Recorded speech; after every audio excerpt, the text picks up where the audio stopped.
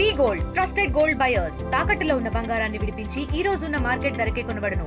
మరిన్ని వివరాలకు సంప్రదించండి 7771077720.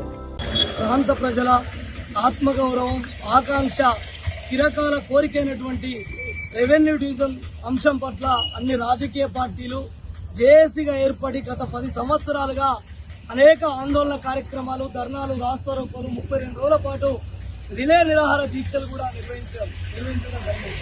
ఆనాడు ఉన్నటువంటి ముఖ్యమంత్రి కేసీఆర్ కావచ్చు, ఆనాడున్నటువంటి ఎమ్మెల్యే ముత్తిరెడ్డి యాదగిరెడ్డి దృష్టికి అనేక సార్లు తీసుకుపోయినప్పటికీ ఈ ప్రాంత ప్రజల చిరకాల కోరికను నెరవేర్చక ఈ ప్రాంతానికి ద్రోహం చేసినటువంటి చరిత్ర హీనులుగా, చేరల ప్రాంత ద్రోహులుగా ఈరోజు టీఆర్ఎస్ పార్టీ నాయకులు మిగిలిపోయినటువంటి పరిస్థితి ఉంది. దాంతో పాటు చేరల ప్రాంతాన్ని 3 ముక్కలు చేసి చేరల ప్రాంతం అస్తిత్వాన్ని కోల్పోవడానికి కారణం టీఆర్ఎస్ పార్టీ.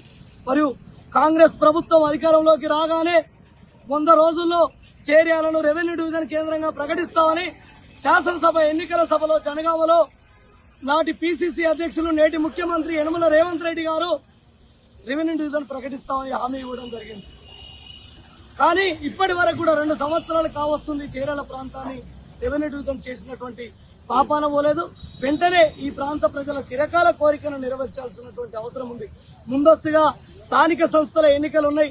స్థానిక సంస్థల ఎన్నికల లోపే డిసెంబర్ 25 లోపే చేర్యాలను రెవెన్యూ డివిజన్ కనుక సాధించుకుంటే 2026 నియోజకవర్గాల డిలిమిటేషన్ లో భాగంగా నియోజకవర్గాన్ని సాధించుకున్నటువంటి అవకాశం ఉంది. కనుక దాన్ని దృష్టిలో పెట్టుకుని ఈ ప్రాంత నాయకుడు కొమ్మూరు ప్రతాప్ రెడ్డి గారు కావచ్చు, జిల్లా మంత్రి పొన్నం ప్రభాకర్ కావచ్చు, మరియు ఇన్ఛార్జి మంత్రి కొండా సురేఖ కావచ్చు, రాష్ట్ర ముఖ్యమంత్రి మన రేవంత్ రెడ్డి దృష్టికి తీసుకుపోయి ఈ ప్రాంత గడ్డ మీద పుట్టినటువంటి ప్రతి బిడ్డలుగా ప్రభుత్వ పెద్దల దృష్టికి తీసుకుపోయి వెంటనే చేర్యాలను రెవెన్యూ డివిజన్ గా ప్రకటించాలి.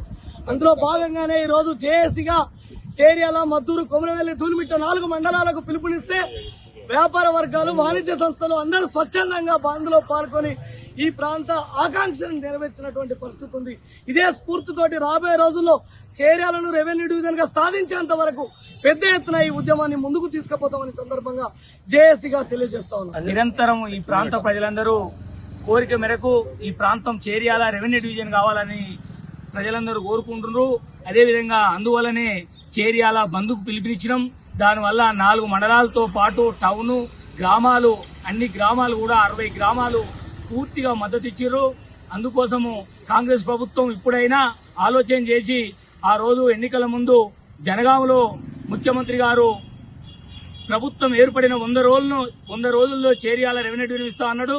ఇప్పటి వరకు 2 సంవత్సరాల నుంచి చేర్యాల ఊసే లేదు.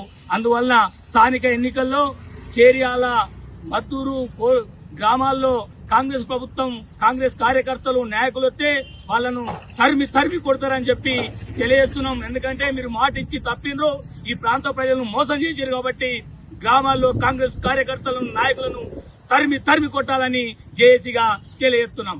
తెలుగులో ఫాస్టెస్ట్ న్యూస్ ఇప్పుడు కొత్త అవతారంలో 5 సెకండ్లోనే పూర్తి వార్తా సమాచారం మీ చేతిలో. సోషల్ మీడియా ట్రెండ్స్ మీ కళ్ళ ముందుకే live TV and voice search options తో ఇప్పుడే డౌన్లోడ్ చేయండి. యాప్ లింక్ డిస్క్రిప్షన్ లో ఉంది.